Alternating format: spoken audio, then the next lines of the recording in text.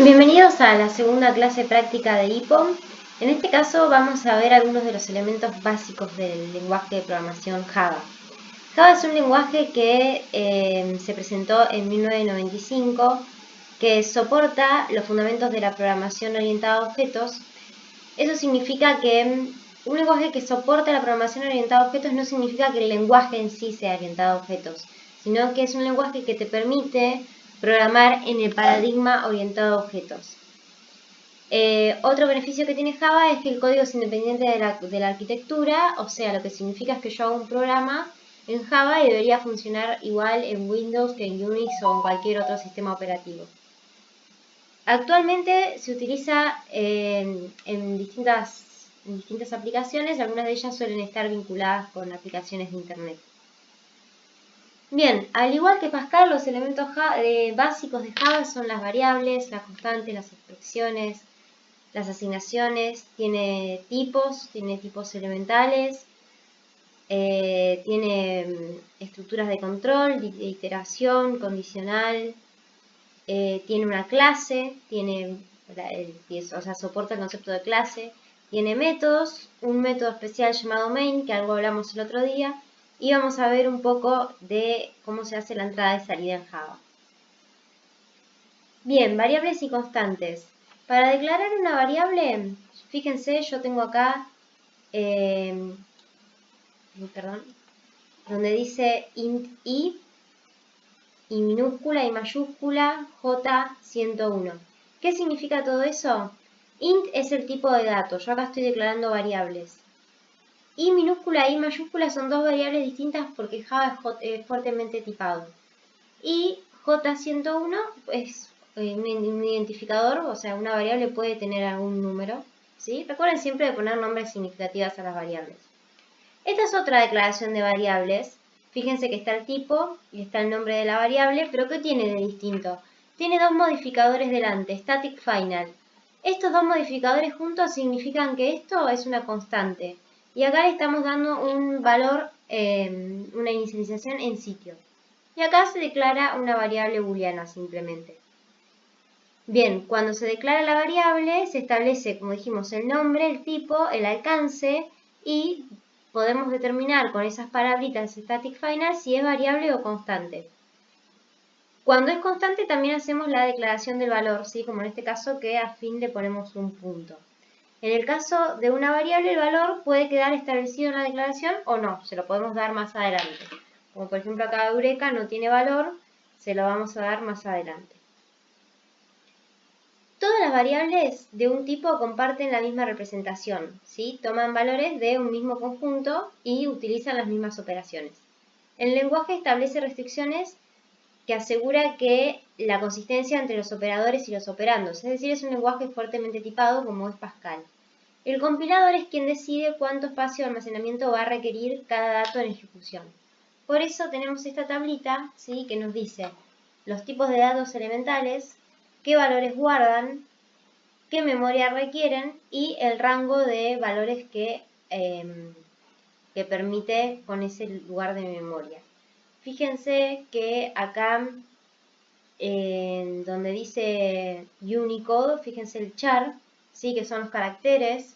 En Pascal la unidad que se usaba como referencia era ASCII, acá es Unicode, ¿sí? Que es un código de números parecido. Bien, expresiones. Recuerden que el igual solo es la asignación, así que el igual para comparar es igual igual, doble igual. Distinto, menor, menor igual, mayor, mayor igual. Y los operadores booleanos, el AND es el ampersand, el OR es este pipe y el NOT es el signo de admiración. Tenemos dos tipos de evaluación de expresiones. La completa, ¿sí? Por ejemplo, que es A y B, que significa que yo evalúo el valor de A, evalúo el valor de B y después decido si A y B es verdadera. O la evaluación en cortocircuito, que yo evalúo el valor de A y como esto es un I, si yo ya sé que A es falso, toda la expresión va a ser falsa, entonces B ni lo evalúo. Esto es importante porque si acá, por ejemplo, B es la llamada a otro método, no se va a hacer esa llamada porque ya si A es falso, no entraría a ver el valor de B, ¿sí? Esto es algo que se usa bastante. Bien, expresiones tenemos varias, tenemos las unarias, más, menos, menos, la negación, algo de todo esto vimos el otro día, multiplicación, división, módulo, mayor, más, menos, mayor, menor, menor, igual, bueno, el doble ampersand, doble pipe, son las evaluaciones en cortocircuito. Más igual, ¿sí? Que era para ir acumulando una suma, ir acumulando una resta, ir acumulando una multiplicación, una división. Bueno, todas estas cosas las pueden ir probando como les mostré el otro día para ver qué es lo que hacen. Bien, la asignación es muy parecida a la de Pascal, ¿sí? A un identificador le asignamos una expresión. El identificador puede estar declarado en el lugar o no, ¿sí? Entonces estas son las dos alternativas que tenemos. Obviamente Java tiene una jerarquía de tipos, que es la que está acá. Double es el más grande, byte es el más chiquito. Y Java lo que posee es la conversión automática de tipos, ¿sí? Cuando el número a convertir está fuera del rango del tipo al que se quiere convertir, la conversión automática no es posible. Entonces hay que hacer una conversión forzada. Para hacer la conversión forzada se utiliza el nombre del tipo de dato entre paréntesis, ¿sí? El tipo de destino. Entonces, si el tipo este es numérico, al recortar el valor de la variable de rango mayor se pierde precisión, obviamente porque no entraría, ¿sí? Pero bueno, se puede hacer. Estructuras de control, tenemos expresiones, tenemos bloques, tenemos if, while, for, switch, try, que son las que vamos a ver sobre el final de la materia o incluso en la que viene, return, break y continue, que es una que la verdad que no usamos mucho. Bien, un bloque se delimita por llaves. Acá hay un ejemplo de un bloque, ¿sí? Todo esto que está acá es un bloque. Este es otro bloque independiente. Recuerden que los bloques delimitan el ambiente de referenciamiento de las variables. Era como el boolean, es exactamente igual al boolean de Pascal. Bien, como les decía, un bloque define un nuevo ambiente de referenciamiento. Las variables declaradas dentro de un bloque son locales y no son visibles fuera de él. Adoptaremos la convención de declarar las variables de un bloque al principio e inicializarlas explícitamente. Como les decía hoy, la clase pasada, Java te permite declarar variables en cualquier lado. Nosotros, para ser organizados y mantener los buenos hábitos de programación, deberíamos declarar nuestras variables al comienzo del bloque y darles algún valor. Bien, instrucción if, expresión y una instrucción o un bloque, y else también, una instrucción o un bloque. Acá tenemos un ejemplo. Si x mayor que y, entonces a max le asigno x, si no a max le asigno y. Si x mayor que y, hago dos cosas. A max le asigno x y a min le asigno y. Y si no, hago otras dos cosas. A max le asigno x y a min le asigno y. Fíjense que siempre lleva punto y coma al final, ¿sí? Y fíjense que si yo quiero poner más de una sentencia, tengo que generar un bloque con llave que abre y llave que cierra. Bien, el último caso es si x mayor que y, solamente tengo un bloque donde declaro una variable, a temp le asigno x, a x le asigno y, ahí le asigno temp, hago un intercambio de variables. O sea que puedo tener if sin else. Bien, acá tenemos un ejemplo más. Dice, estado es igual a b, si promedio es mayor a 7, si inasistencia c es menor que 3, a estado le asigno A, si no, a estado le asigno C. En este caso, como no tenemos ninguna llave que abre ni llave que cierra, es decir, no tenemos un bloque, lo que hace Java es asignar el else a el if de más adentro. O sea que este else es de el if de las inasistencias. En cambio, en este otro caso, donde yo es lo mismo, pero tengo estas llaves, el else es del if de más afuera. ¿Sí? Ahí está marcadito. Bien, switch es como un case de Pascal, vamos a verlo acá. ¿Sí? Fíjense, acá queremos evaluar una nota. Si en nota me entra el valor 8, por ejemplo, ¿sí? Va a venir acá, se va a encontrar con una sentencia vacía.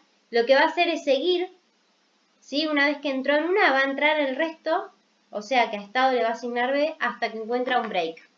¿Sí? Eso es lo que tiene el feo de switch de Java, que una vez que machea con uno, ¿sí? Se sigue entrando por el resto hasta que encuentra esto, break, que significa terminar. Y default significa, si no entra en ninguno de todos estos valores, entra por acá. Bien, tenemos un while y un do while, que es como el repeat until. Vamos a verlo en el ejemplo. ¿Sí? Fíjense, declaro una variable, declaro para contar la cantidad de dígitos, le pido al cliente que ingrese el número, leo el número, ahora un poquito más adelante vamos a ver cómo se usa esto de les.leer. Y digo, mientras el número sea mayor que 0, le saco el último dígito y cuento. Por lo tanto, cuando termino imprimo la cantidad de dígitos. ¿Puedo hacer lo mismo con el do while? Sí, exactamente lo mismo. Lo único que la condición de corte me queda al final. ¿Sí? Pero es exactamente lo mismo. Bien, el for. El for tiene una sintaxis un poco distinta. El for tiene una asignación, una expresión o más y instrucciones. Entonces, acá tenemos un ejemplo. N igual a 1 es la asignación de la variable de control se hace acá en el for. ¿Sí? Arranca con el valor que uno quiere. Mientras n sea menor o igual que 10, que 20, esto determina cuántas vueltas quiero que dé. N++ significa que yo quiero que el n avance de a 1. Si yo pongo n+2, me va a avanzar saltando de a 2. En este caso muestro el cuadrado de n, ¿sí?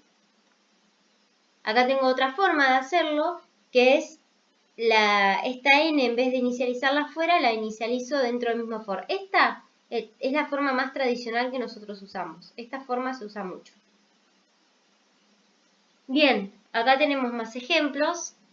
En este caso tenemos una variable suma inicializada en 0 y vamos a calcular la sumatoria entre 1 y 10. ¿Sí? Fíjense que acá el n tiene que estar declarado por fuera, lo mismo acá, pero fíjense acá también lo que hace. La suma igual a 0, en vez de declararla fuera, la declara dentro del for.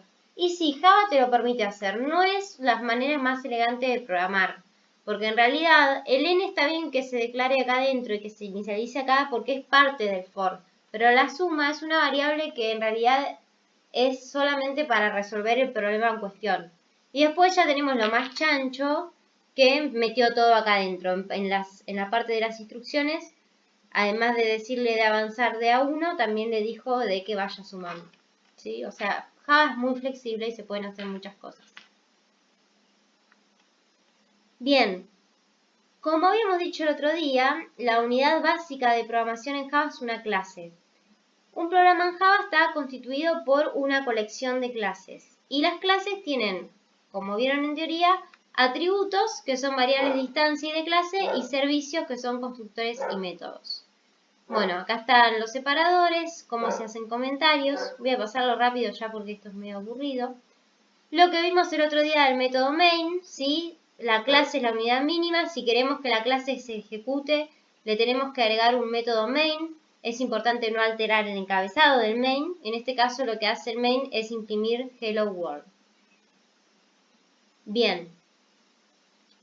Para la salida de datos, como vimos el otro día, systemoutprint o systemoutprintln. Y para la entrada de datos tenemos nuestro paquete de IPO, que es es.leerchar entero largo, float y double. Y es muy importante, ¿sí? En este caso, por ejemplo, ingrese el valor del límite, lo leemos, pero para que ese es.leer entero me funcione, yo antes del encabezado de mi clase tengo que poner import hipo.asterisco, ¿sí? Entonces, si yo tengo el hipo.jar adentro de userlib, como expliqué la otra vez, esto me tendría que andar sin ningún problema. A veces, cuando lo haces todo junto, necesitas reiniciar la computadora y después ya anda. Bien, bueno, y acá lo que hace es verificar si un número es primo. Fíjense que lo que hace es llamar esto es dentro del cuerpo del main. Este código lo que hace es llamar a un método auxiliar es primo. ¿Sí? Acá está el encabezado. Entonces, mostrar primos lo que hace básicamente es la clase tiene un main, que es el que vimos recién, y del main se llama este otro método, que es estático porque se llama del main, retorna un booleano y se fija si un número es primo, ¿sí? Entonces, si es menor que 2 no es primo, si es igual a 2 es primo, y si no, lo que hacemos es buscar si existe algún divisor, es porque no es primo. ¿Qué tiene de feo esto? Es que tenemos muchos return. Nosotros lo que tratamos de hacer es tener un solo punto de salida. Por eso lo que deberíamos haber hecho es tener una variable booleana es, que es para ver si es primo o no, y darle un valor por cada uno de los else que se mete, ¿sí? Y luego retornar esa variable. Bien. Preguntas al respecto me las pueden mandar al mail, ¿sí? aln@cs.uns.edu.ar, o vamos a estar definiendo distintos canales de comunicación. Muchas gracias y quédense en casa.